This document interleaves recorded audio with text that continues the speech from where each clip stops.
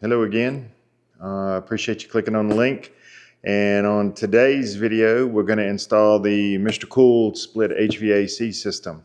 Before I get started, let me ask you if you would hit the subscribe button and the like button. Looking at some of the analytics of the video, it looks like about 98% of all of my views are done with non-subscribers. So it would help out a lot to get more content out there in the algorithm to hit that subscribe button for me. I would be grateful. But let's get back to what we were doing. So putting in the split HVAC system with Mr. Cool, it's very easy. It's a DIY and marketed that way project. The lines are already charged and the system itself is easy to put in. You mount the air conditioning unit, which I'm going to do behind me in that open void there. And then I'll run the lines that are already charged, like I said, through this box here that I installed when I was building out the garage. Inside of here, it's from right here to here, so it has another HVAC line for the whole house going through there and some electrical lines and various things like that. So I'll run it in this trough here, if you want to call it, down the side of the wall to the outside in the backyard. So it'll be concealed, so my lovely bride will be happier with that than if it's just sitting on the other side of the wall. Here is our back deck. So what you'll need for the install is heavy gauge wire to run to the 30 amp disconnect. And then from the 30 amp disconnect, you'll run this to the actual condenser. Inside this box, which we'll see when we open it up, is the unit that goes up on the wall and some of the other mounting hardware. And inside the big box at the bottom is the condenser, and I've got an 18K unit to go in. And let's see what we have here. Also, I have a mounting kit here you've seen them hanging on the side of the house instead of putting it on a pad. I open up the box, and right as you open it up, inside is the template. This is what you'll use to mount the system on the wall.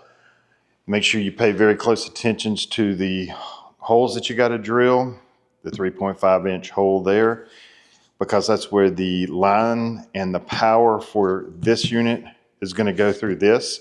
If you're going through a concrete wall or wood siding or vinyl siding or what have you, that is the hole that you'll have to drill.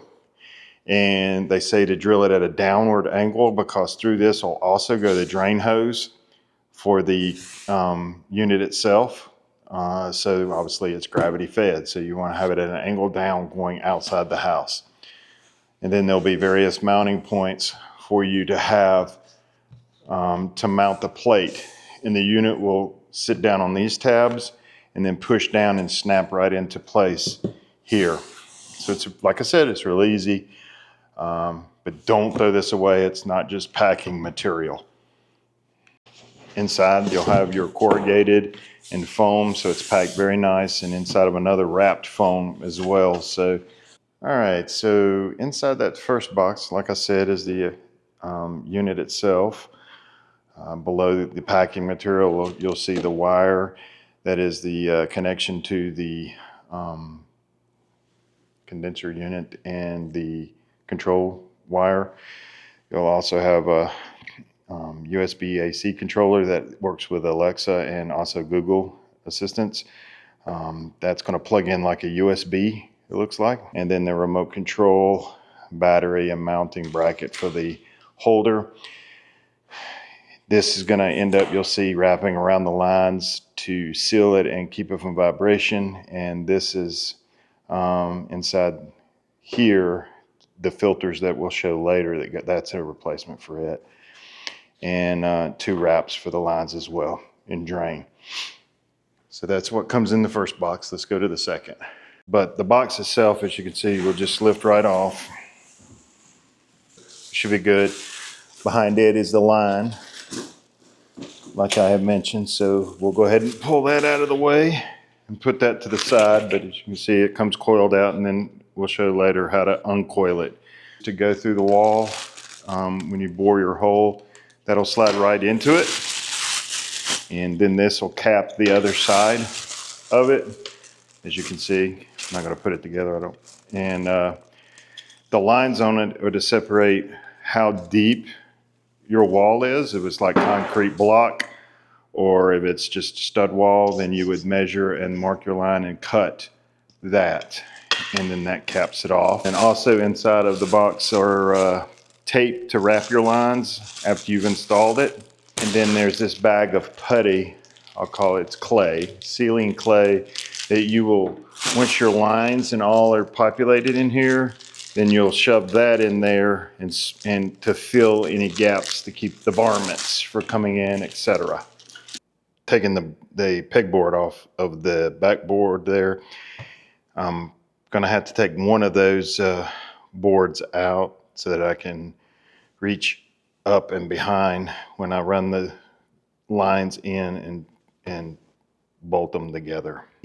I've mounted the corrugated template, leveled it, and I've aligned one of the arms of the bracket to where studs are, and my other arm isn't going to have studs, but I'm going to anchor at these points and these points, and then it should be good. I'll anchor at some of these points too, so I'll drill holes through there to know where my anchor points are. Put it on the sensor. You see we're level. You can get these on Amazon. They're really cool. So as you can see, it tells you when you're not level, getting close, getting close, getting close. Sorry. And you're level.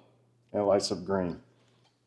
One of the things that I did before I mounted it, I took a razor and cut out the hole there. Your first thing is where you're going to lose your center point. So I put tape here, and that is my center point, so that I can mark or drill right through it and see where I'm coming through, because you're going to end up shoving your line and your power line through there, your lines, your pre-charge lines. Let me turn the lights off. Hey, Google, turn off the lights. So as you can see, it's level. With that level, that thing's the coolest thing in the world. Hey, Google, turn on the lights. And I've got it mounted one side in that stud that you can see, and then one screw in the other stud that you can see in the middle. And then each other anchor is like a 100-pound anchor. So it's good to go. So the next step is to line your pipes up and then put electrical tape around them to hold them together as you put them through the wall. And I also put electrical tape around my drain pipe just to hold it, because you're going to put the nipple from this drain pipe and connect it to this, and you have to finagle it in there, but it'll go, and then you'll see little lines here line up that lock it into place. And then you're going to take your hand here and here and slowly bend it out to a 90-degree angle if you're going straight through the wall that you've drilled through your garage or your house. In my case, I'm not, because I'm going at an angle down to that trough. So that's what I'm going to do now. So what you want to do is you want to roll it out carefully, and you'll feel it. Just take your time, and as you can see, it's real easy to do.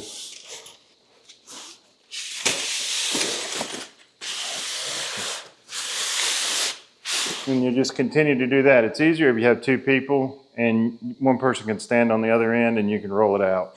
So I've done all the electrical. I wired it into my sub panel. I'm not going to get into the video of wiring and all that. Your different codes for different places, but it's really easy to do.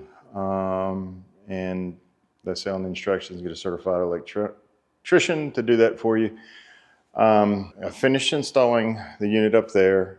I actually have a pipe that's coming down that wall there from the attic for the drainage for the HVA system for the house.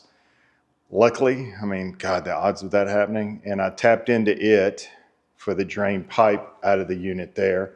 So that's tapped in inside that hole there. And I'll show you how to join the pipes once I get to that point. But they're touching, but not joined in there. So you can see, you can't see it, but it's leaning down there. And then down my trough all the way out the side of the house. I used 8-gauge wire on it. It said you could use 10, but I went a little heavier. 3/4 inch conduit out to the HVAC pull-out fuse with the whip. I haven't cut that to size yet. And the tubes come out, and then I'll have the trough that's extra, so make sure you buy that on the outside of that to hide all of that. So I'm going to mount the unit in the air here because we're on the coast instead of putting it down on the ground. And then I'll be done. So the next step is to put the mounting bracket for the unit itself outside that I just showed you. So to mount it, it has these, I don't know if you can see them, but the holes here, the mounting point holes, and then slots here for the unit itself. You need to slide it all the way up against the end there so you got proper clearance from your house. It comes with bolts and anchors, but I don't use those. I use the Redhead concrete anchors. It's good for center block and brick and what have you. Okay, now it's mounted. The L brackets I put on with those concrete anchors, and they're rated for, like, don't quote, but like $1,200 a piece, and I've got 3, 4, 5 of them, 1 per leg and 3 on the top bracket, as you can see. And now one note, the unit's not that heavy, so I basically bear hugged it and lifted it up on here, so you could do it yourself or easily 2 people. Leave these loose so that they will move, so you can align them better and have a second person aligning your bolts, and you can get it all mounted up. It's not that heavy. You can see I've got to hook the refrigerant lines up and the electrical, and we'll be done. Okay, so now I've got all the electrical hooked up, the gas lines are tied in, and the refrigerant lines are tied in and tied into the unit inside the garage. So now I took the brass caps off here and here, and with the provided screwdriver, Allen wrench, I need to turn the gas turn it on. I hear it populating. I don't know why I keep calling it gas, it's refrigerant. And I'll put the caps back on, and we're good to go inside and check it out. One more thing before I go in and check, I need to check for leaks. I use soapy water sprayed onto those fittings. Make sure there's no bubbles forming, and there are none. So we're good to go in here. And I've cheated and already done the inside, so let's go cut the power on and go from there. So we've got everything finished on the inside. I want to show you a few things, and then we'll go outside and take the final look. But as you can see, it blends in real good. These are smart controlled, so you can download the Mr. Cool app to control it, as well as the remote. So the remote's easy to operate.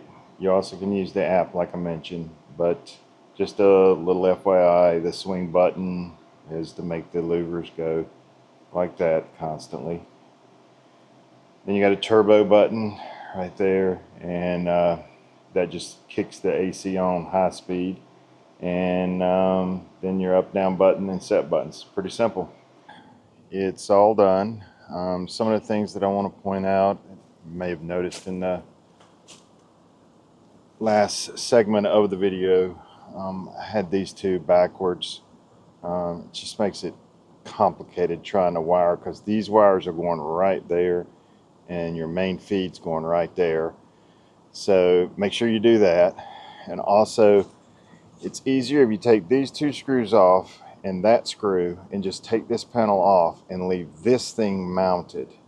That way you tap into it, you're not dangling your wires down, and everything's being held up by that plate. And then you can just easily wire up your main power and your control unit power. And then I've wrapped all the tube in that tape that comes with it. I just used the blue tape because Mr. Cool Blue to where it seams up and it finishes, because it's not sticky tape, it's like a wrap. And then my power feed in and my pull out breaker, a 30 amp AC breaker. So she's all done. Hope this video helped. Try to show all the toe stumps that everyone has. And yes, I know it was a long video, but apologize for that. But I try to include everything and not just fast forward through what and make it look all pretty. But let me know in the comments what you think. Any questions, I'll try to answer. I appreciate your support, and remember to hit that like and subscribe.